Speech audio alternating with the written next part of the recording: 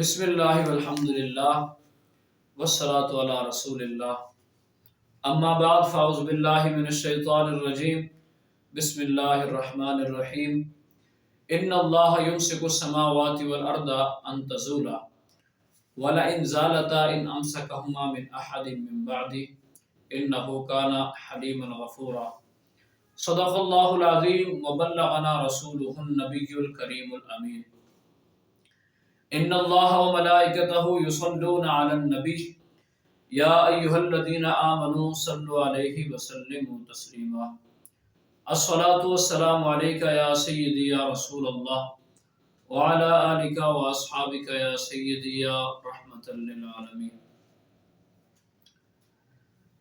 زندگی آمد برائے بندگی، زندگی بے بندگی شرمندگی۔ اللہ رب العزت کی حمد و ثنا، حضور سرور کائنات، فخر موجودات، زینت بزم کائنات، حامی بے کساں، سیدی سروراں، احمد مجتبیٰ، امام الانبیاء، حضرت محمد مصطفیٰ صلی اللہ تعالی علیہ وآلہ وسلم کی بارگاہ میں ادباً درود و سلام کا نذرانہ عرض کرنے کے بعد، سامعین محترم، جس سوال پر ہم نے آج بات کرنی ہے بہت ہی اہم سوال ہے، اور اس دور میں ہر انسان کے ذہن میں یہ سوال پیدا ہو جاتا ہے۔ وہ سوال کیا ہے کہ زلزلہ کیوں آتا ہے؟ اس کیوں کا کیا جواب ہے؟ تو اس کا جواب ہمارے اکابرین اعلیٰ حضرت امام احمد رضا خان فاضل بریلوی رحمۃ اللہ تعالی علیہ آپ نے پہلے سے دے دیا، اور یہ جواب جو ہے وہ قیامت تک جن لوگوں کے ذہنوں میں یہ سوال پیدا ہوتا رہے گا ان کا یہ جواب ہماری رہنمائی کرتا رہے گا۔ تو انہوں نے کیا اس کے جواب میں فرمایا کہ اس کا سبب، زلزلہ آنے کا سبب کیا ہے؟ فرمایا بندوں کے گناہ ہیں، بندوں کے گناہوں کی وجہ سے زمین پر زلزلہ آتا ہے، زمین ہلتی ہے۔ تھوڑا آگے بڑھتے ہیں۔ اعلیٰ حضرت نے کوئی اپنے پاس سے جواب نہیں دیا، بلکہ قرآن مجید کی آیت کے مطابق انہوں نے جواب دیا۔ قرآن مجید کی وہ آیت کون سی ہے؟ سورہ شورى کی آیت ہے۔ اللہ رب العزت نے فرمایا وما اصابکم من مصیبت فبما کسبت ایدیکم ویعفو عن کثیر۔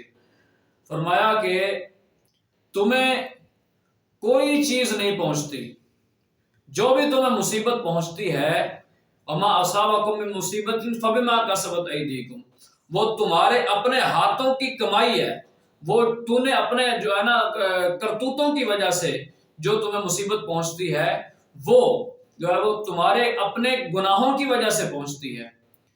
وَيَعْفُو عَنْ كَثِيرٍ، فرمایا کہ بہت سارے گناہ تو اللہ رب العزت معاف کر دیتا ہے۔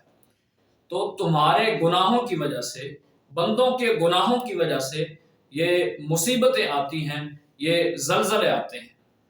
اعلیٰ حضرت نے اس کا جواب پہلے سے دے دیا۔ اب زلزلے آتے کیسے ہیں؟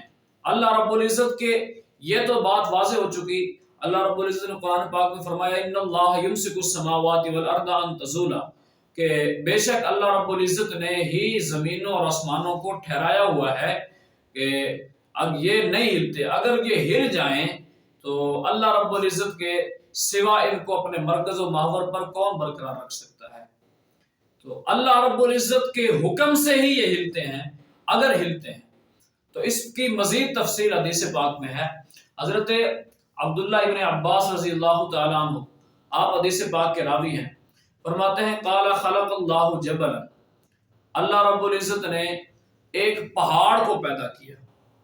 اب وہ پہاڑ کی جسمانیت کتنی ہے، جسامت کتنی ہے، کتنا بڑا وہ پہاڑ ہے، آگے چل کر اس کا اندازہ لگ جائے گا، آپ کو پتہ چل جائے گا کہ اللہ رب العزت نے ایک پہاڑ پیدا کیا۔ اس کا نام کیا ہے؟ یقال له قاف، اس کو جبل قاف کہا جاتا ہے، کوہ قاف اس کو کہا جاتا ہے۔ محیط بالعالم، پورے جہان کو وہ گھیرے ہوئے ہے، یعنی سارا جہان، زمین، آسمان، یہ جو ہے وہ سمندر، ہر چیز جو ہے وہ اس پہاڑ کی آغوش میں ہے۔ جس طرح کہ ماں اپنے بچے کو آغوش میں لے لیتی ہے، اس طرح وہ پہاڑ زمین کو آغوش میں لیے ہوئے ہے۔ وَعُرُوقُهُ إِلَى الصَّخْرَةِ، اور اس کی جو جڑیں ہیں وہ إِلَى الصَّخْرَةِ، اس چٹان تک پہنچی ہوئی ہیں، اس پہاڑ تک پہنچی ہوئی ہیں۔ اب ہوتا کیا ہے کہ التي، اس چٹان تک پہنچی ہوئی ہے کہ اس پہاڑ کی ایک چٹان ہے، جو چٹان جس کے اوپر وہ زمین ہے۔ اب فرمایا کہ وَعُرُوقُهُ إِلَى الصَّخْرَةِ، اس کی جڑیں اس چٹان کے ساتھ ملی ہوئی ہیں کہ التي علیہا الارض، جس پر زمین ہے۔ اب ہوتا کیا ہے، کس طرح اللہ رب العزت زلزلہ وہ لاتا ہے، تو آگے فرمایا فَإِذَا أَرَادَ اللَّهُ أَن يُزَلْزِلَ، کہ اللہ رب العزت جب چاہتا ہے کسی بستی میں زلزلہ لائے، قریتن، کسی بستی میں، تو امر ذالک الجبل، اس پہاڑ کو، اس کوہ کاف کو اللہ پاک حکم دیتا ہے کہ فحرک العراقی، اس جڑ کو حرکت دے، کہ الذی یلی تلک القریتی، کہ جو اس بستی کے ساتھ ملی ہوئی ہے۔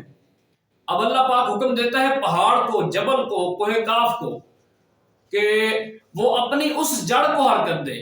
کون سی جڑ؟ کہ جو اس بستی کے ساتھ ملی ہوئی ہے، کہ جہاں پر زلزلہ لانا ہے، جہاں پر جو ہے وہ زمین کو حرکت دینی ہے، اس زمین پر لوگوں کے گناہ کرنے کی وجہ سے، جو سبب گناہ ہیں لوگوں کے، ان کی وجہ سے جس بستی کو ہلانا ہے، اس بستی کے نیچے جو جڑ ہے اس پہاڑ کی، اس کو اللہ پاک حکم دیتا ہے۔ ٹھیک ہے، اللہ اس پہاڑ کو حکم دیتا ہے کہ وہ اس کو حرکت دے، تو فَيُزَلْزِلُهَا، کہ وہ اس کو ہلاتا ہے، وَيُحَرِّكُهَا، اور اس کو حرکت دیتا ہے۔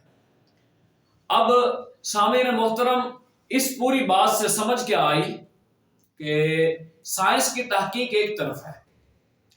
سائنس کہتی ہے کہ زمین کے نیچے پلیٹیں ہیں، اور کوئی پلیٹ اگر اپنی جگہ سے ہل جائے، بہت ساری سائنس نے تفسیر کی ہے، لیکن اس میں ایک شک یہ ہے کہ پلیٹ اگر کوئی ہل جائے دباؤ کی وجہ سے، دباؤ کو برداشت نہ کرنے کی وجہ سے، تو وہ زمین کو جو ہے نا وہ ہلا دیتی ہے، زمین ہل جاتی ہے، اور اس کی وجہ سے زمین پر زلزلہ آ جاتا ہے۔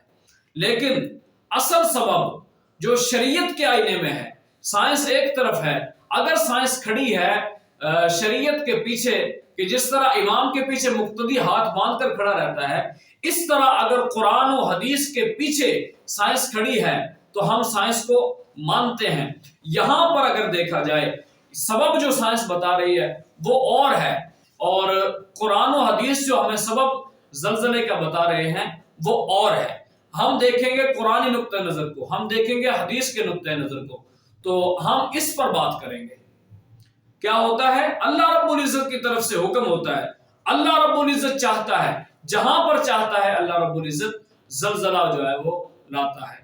تو سامعین محترم، اب مین سبب چونکہ گناہ کرنا ہے، گناہوں کی وجہ سے زلزلہ آتا ہے، اس وجہ کو پھر ہمیں اس پوری بات سے کیا سبق ملتا ہے کہ ہم گناہوں سے بچیں۔ اگر گناہ کر بیٹھے ہیں تو اللہ رب العزت کی طرف رجوع لائیں، اللہ پاک کی طرف جو ہے وہ آئیں، اللہ رب العزت کی طرف رجوع لائیں، توبہ کریں، استغفار کریں، اور اللہ رب العزت سے اپنے گناہوں کی معافی مانگیں۔ اللہ رب العزت غفور الرحیم ہے، بخشنے والا ہے۔ آج ہمیں مہلت مل جائے گی، کل نہیں مہلت ملے گی۔ آج اگر ہمارا ضمیر گناہوں کرتے ہوئے نہیں کانپتا تو پھر ضمیر کانپ جاتی ہے، جس کے نتیجے میں ہزاروں اموات ہو جاتی ہیں، جس کے نتیجے میں جو ہے وہ ملبے تلے دب کر جو ہے وہ انسان کی جان چلی جاتی ہے، جس کے نتیجے میں جو ہے وہ اللہ رب العزت کا عذاب آ جاتا ہے۔ ہمیں بچنے کا ایک ہی راستہ ہے کہ اللہ پاک کی طرف آئیں، اللہ پاک کی طرف رجوع لائیں۔ اگر کوئی گناہ کر بیٹھے ہیں تو گناہوں سے توبہ کریں۔ اللہ رب العزت ہمیں اپنے حفظ و امان میں رکھے، اور اللہ رب العزت ہمیں ہر طرح کے عذاب سے محفوظ رکھے۔